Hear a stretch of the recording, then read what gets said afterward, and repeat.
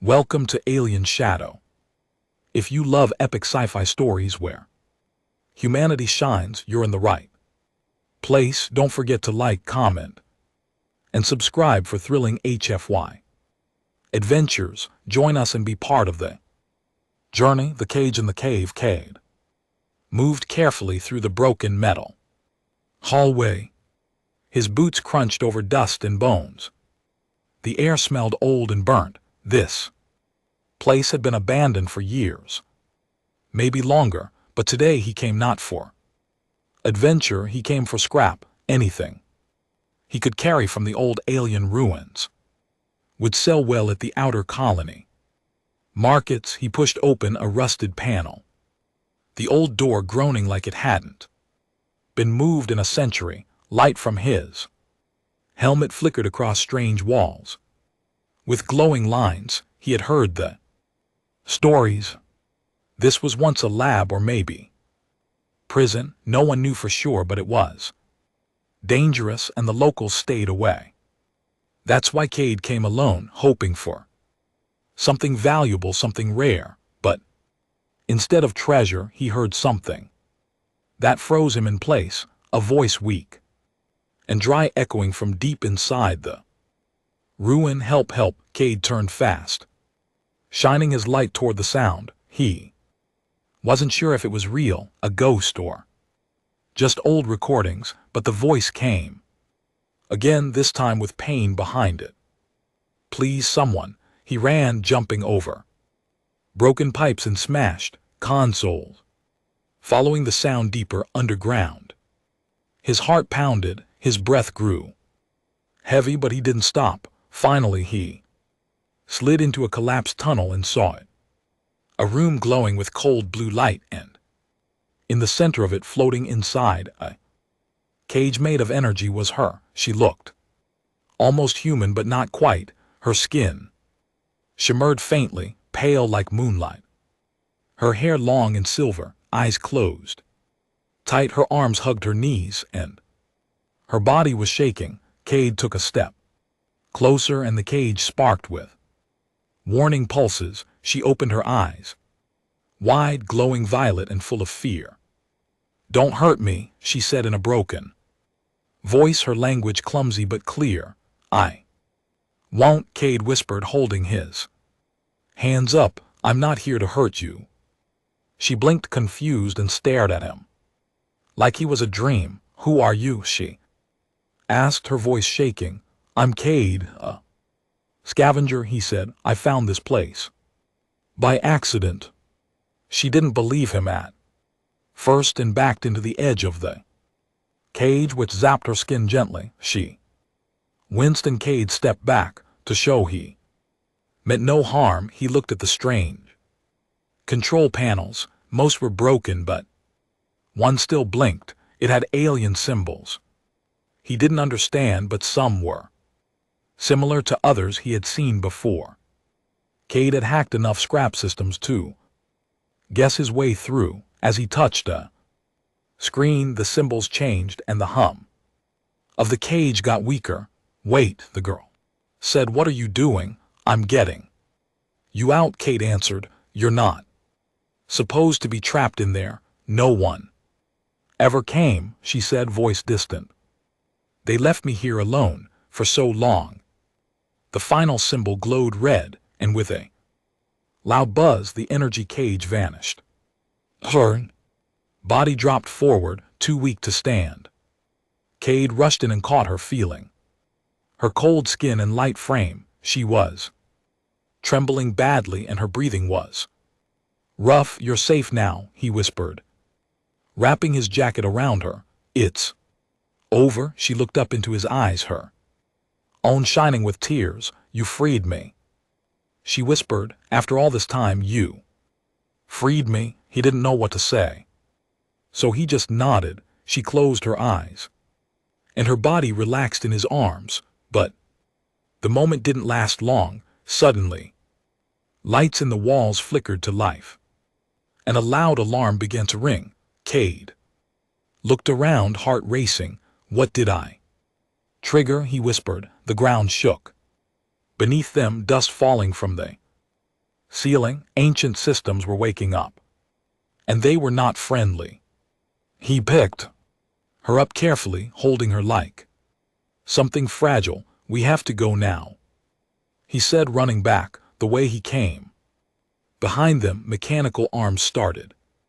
Moving drones activated, and red lights chased their steps as they ran.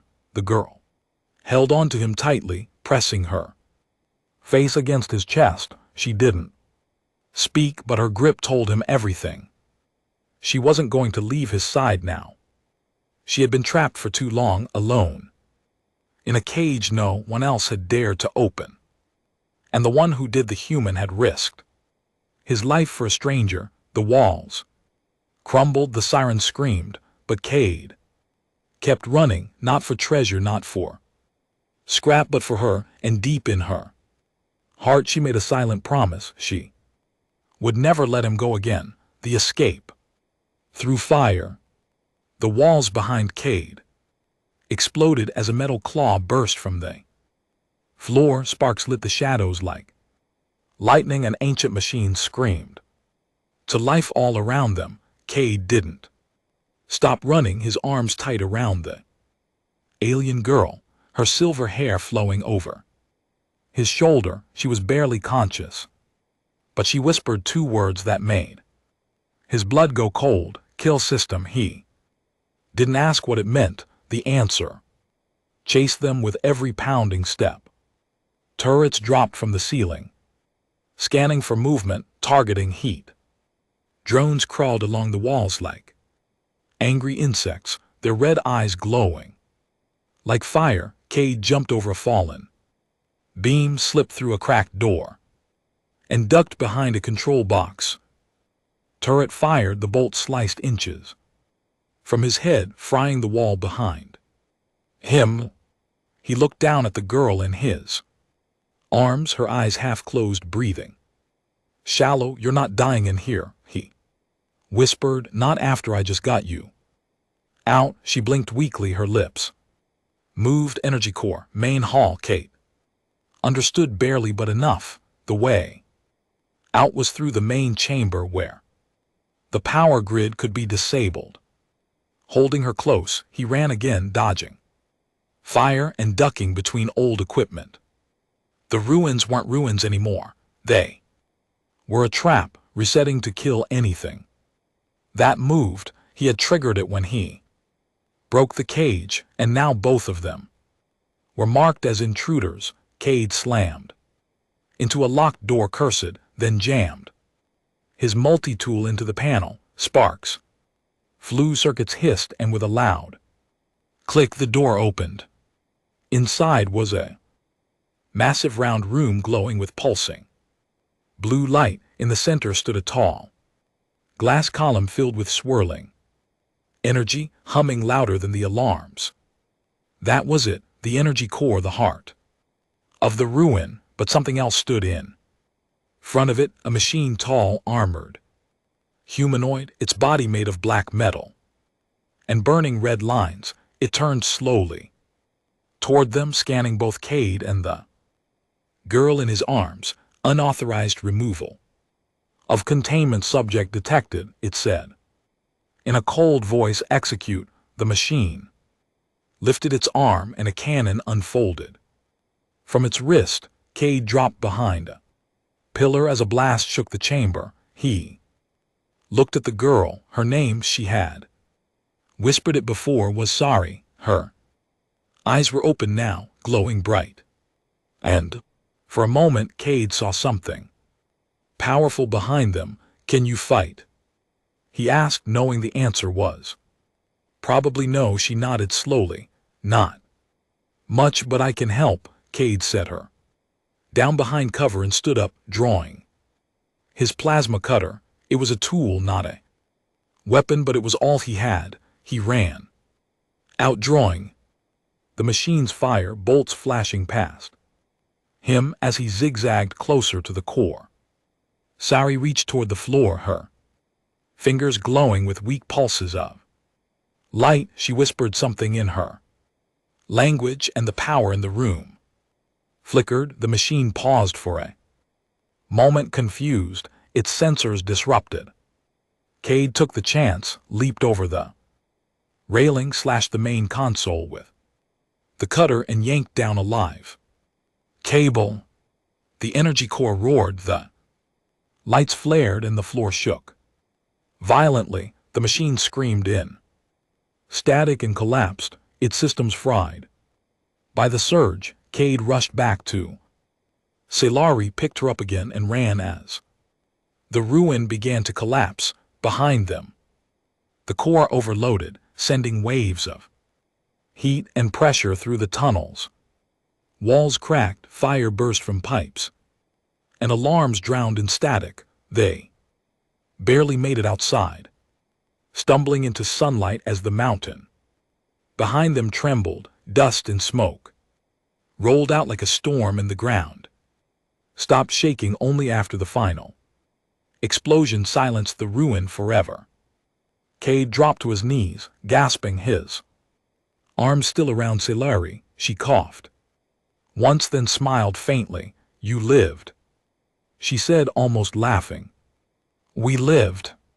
He looked at her, face covered in dust and sweat. "Yeah," he said, barely, but then he noticed something else, a drone floating high above, silent, watching them. It blinked once, then shot off into the sky, vanishing toward the stars. Cade knew what that meant.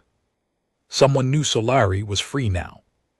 Someone who didn't want her to be. He helped her stand, and she leaned on him, her legs still weak. "Who are they?" he asked. She looked up, her voice calm and cold. "My enemies," she said. "They thought I would die in that place." Cade nodded. "Not anymore." She looked at him, her expression softening. "You could have left me," she said, "but you didn't." "I wasn't going to leave anyone in a cage," Cade said. She smiled again, and this time it was real.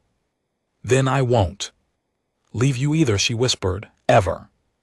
The one who hunts her night fell quickly in the outer deserts, and cold replaced the fire of day like a sudden slap. Cade had set up a small camp beside an abandoned fuel station, half buried in sand and forgotten by trade routes long ago. He sat near the fire, his jacket draped over Solari's shoulders, while she quietly sipped water from a tin cup. Her body was still weak, but her eyes had grown sharp again, watching every shadow that moved in the distance. "You don't sleep much," Cade said softly, tossing a dry twig into the flames. "I did once," she whispered, "before they took me." He didn't press her, just listened to the crackle of fire and the whistle of wind.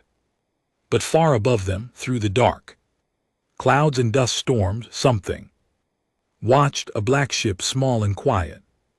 No lights, no engine sound, just drifting on stealth power. Inside it, a tall figure sat still, covered in bone-colored armor, eyes glowing behind a slit mask. His mission was simple: recover the fugitive or leave no trace she ever existed. His name was Arth, a hunter with no face, no voice, only silence and precision, and he had tracked her signal to this planet where someone, a human, had dared to break the cage. On the ground, Cade stirred, feeling uneasy. He didn't know why, but something in his chest told him they weren't alone anymore. Salary looked at him and nodded slowly. "He's coming," she said. "You can sense him." She closed her eyes. "He hunted me before. He knows how to move in the dark. He doesn't speak, only kills." Cade stood up and grabbed his old rifle. "Not much against a real hunter, but better than nothing. We should move," he said. "This place is to open." They packed quickly, no words wasted, and slipped into the shadows of the canyon nearby. They found shelter in an old rock tunnel, carved out by time and water, but they were already too late. The hunter had landed, silent as dust, and his scanner picked up their trail footprints in the sand, broken grass, body heat. He moved. Like a ghost, a silent blur of death. Through the night, Solari stopped. Suddenly in the tunnel, holding Cade. Back, he's near, she said, her voice tight, too near. Cade raised his weapon, scanning the dark ahead. A sharp clang echoed behind them. Not in front, but back where they had just walked. Cade spun around, heart racing. Run, Salary said, grabbing his arm. Now they took off, racing through the narrow stone path, their footsteps loud in the silence. Then a blur moved above them, and something slammed into the ground. Front of them, Ark rose tall and deadly. His mask blank and glowing. Cade fired. Without thinking, the shot sparked off. The hunter's armor like a pebble. Ow. Caliph moved fast, faster than a machine, grabbing Cad's weapon and breaking it in half like paper. He threw Cade back against the wall hard and turned to Salari. She stood still, breathing heavy, her hands glowing with soft energy. I won't go back, she said, her voice shaking but clear. You'll have to kill me. Arth lunged, blade flashing from his wrist, but before he could strike, Cade slammed into him from the side with a metal pipe. It bent on impact, doing almost nothing, but the distraction was enough. Sailor pushed both hands forward and released a wave of energy, like a pulse of light. Arth flew back, hitting the canyon wall with a loud crack.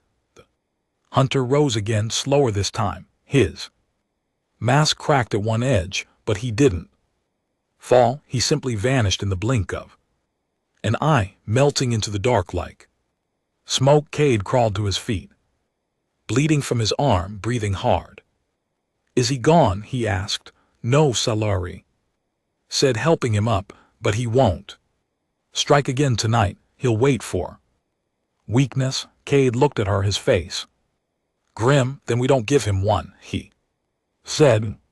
They climbed out of the canyon by morning, bruised, tired, and hunted. In a quiet field beyond the rocks, Cade finally collapsed from his wound. Salari knelt beside him, glowing hands pressed to his arm, her touch soft and steady. You risked your life again, she whispered. Why? He smiled through the pain. Because I'd do it again. Her eyes filled with tears that didn't fall. You could have died, she said, for someone like me. Cade looked at her, his voice low and true. You're not just someone, Salari, he said. You're worth saving. She didn't reply, but her hands stayed on his chest even after the wound was sealed. The sun rose behind them, but in the sky a shadow moved once again. The hunter wasn't finished, and next time he wouldn't give them a warning. The girl who chose freedom. Asterisk. The sky shimmered with the rising heat of dawn, but Cade lay still in the grass, his arm wrapped in makeshift bandages, chest rising and falling slow, deep. Steady beside him, Salary stood tall. For the first time since her escape, her silver hair waving in the morning wind. She no longer looked like the girl from the cage. She looked like someone who had remembered her strength, but her eyes were still fixed on the sky, because she could feel him, the hunter.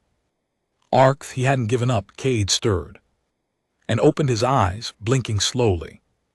You didn't leave, he whispered, voice dry. I told you I wouldn't, she said. Without turning, he tried to sit up, wincing, but she gently pushed him back. Down. You need rest, she said. Let me stand for both of us. Cade smiled faintly. You're stronger than you look. She gave a soft laugh, but it didn't last, because in that moment, the sound of vengeance broke the silence. Above the valley, a sleek black ship descended, not the hunter's vessel, but something larger, cleaner, carrying banners Cade didn't recognize. Sailor narrowed her eyes and stepped forward. Her voice filled with calm. My people. She said they found me. Cade sat up.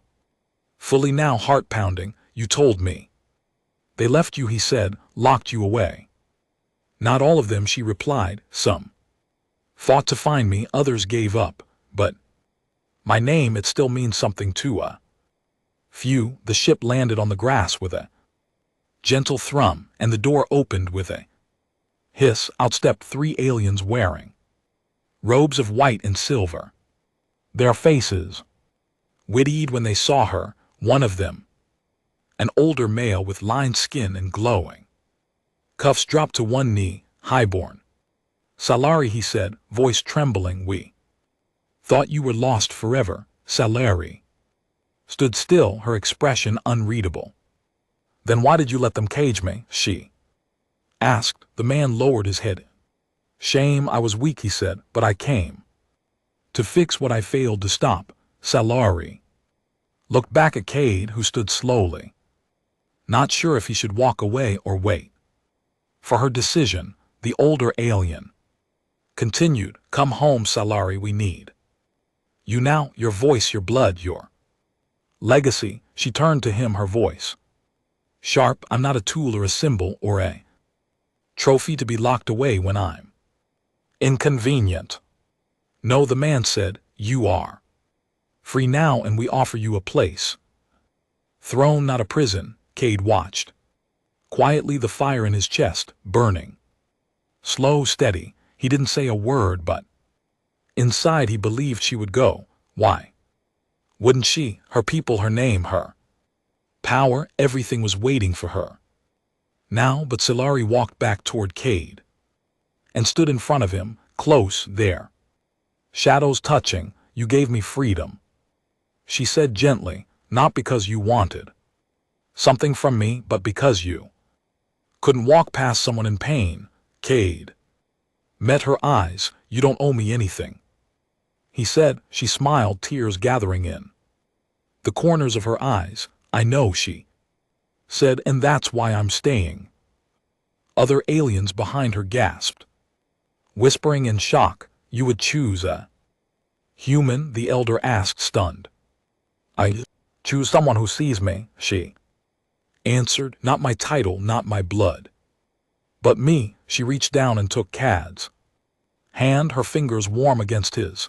Cade blinked in disbelief. You're serious, he said. I've never been more, she replied. You pulled me out of that cage, but you never once tried to control me. The elder bowed his head, then rose, a strange respect in his voice. Then we will honor your decision, Hibbern, he said, but no. This, your enemies will come for you.